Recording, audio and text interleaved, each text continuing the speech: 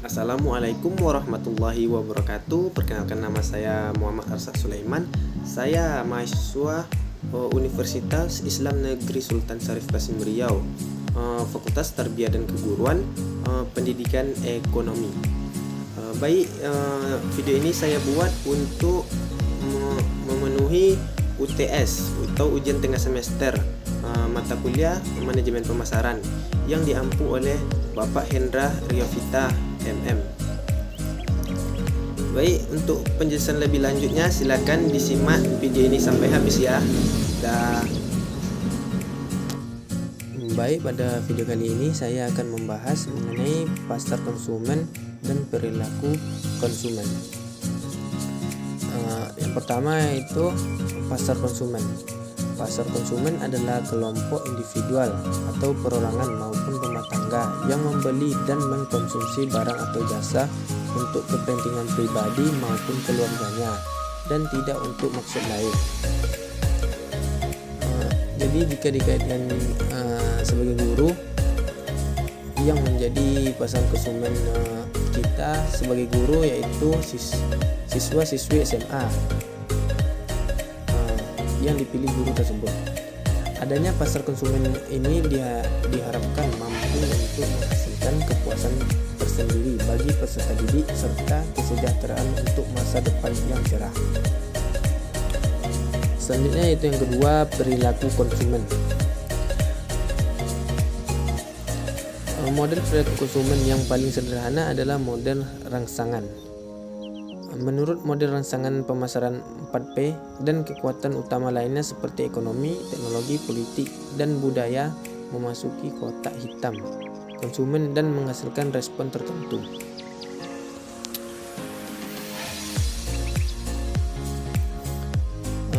Berikut adalah model rangsangan tanggapan. Yang pertama, rangsangan tanggapan. 1. Rangsangan pemasaran.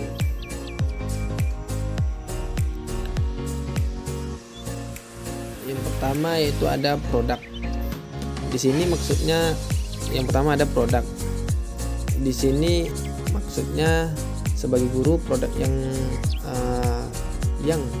saya miliki yaitu bisa atau mampu menguasai teknologi dalam proses belajar mengajar, dan juga saya lulus kuliah dengan tepat waktu dan lulus dengan IPK yang memuaskan, dan serta mampu berkomunikasi dengan baik serta aktif dalam berorganisasi. Yang kedua yaitu harga atau price. Di sini contohnya sebagai guru, saya memilih sekolah-sekolah yang memiliki akreditasi A dan swasta dengan pendapatan yang tinggi karena dilihat dari produk yang saya miliki tadi. Selanjutnya yang ketiga yaitu promosi atau promotion.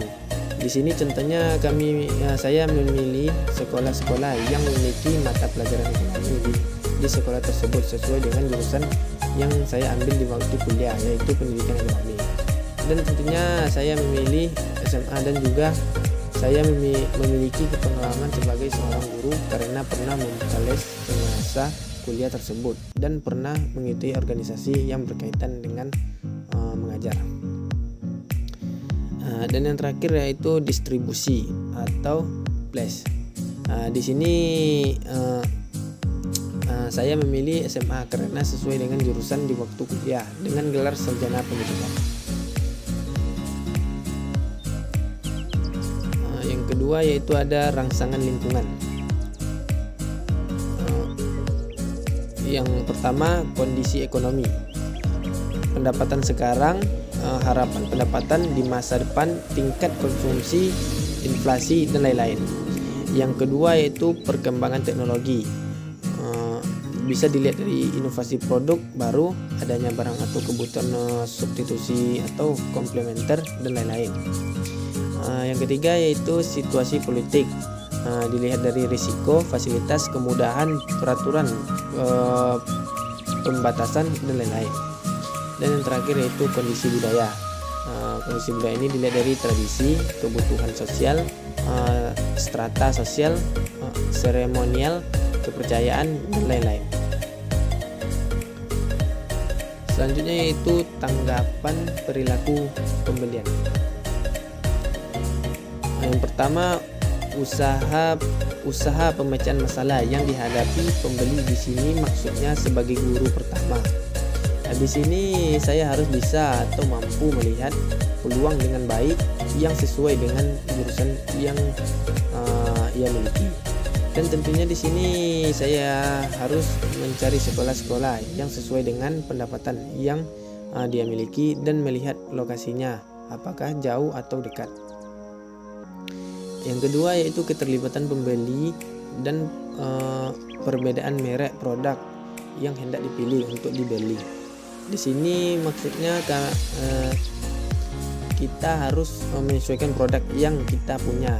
Nah, di sini contohnya kita akan tamatan S1 pendidikan ekonomi. Disinilah guru tersebut mencari sekolah-sekolah khususnya SMA yang berkaitan dengan jurusan yang kita kuasai dan miliki.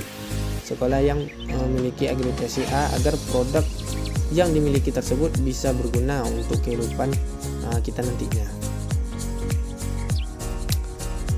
Selanjutnya yaitu beberapa cara dalam perilaku pembelian. Ada 4 cara dalam perilaku pembelian. Yang pertama yaitu metode introspektif.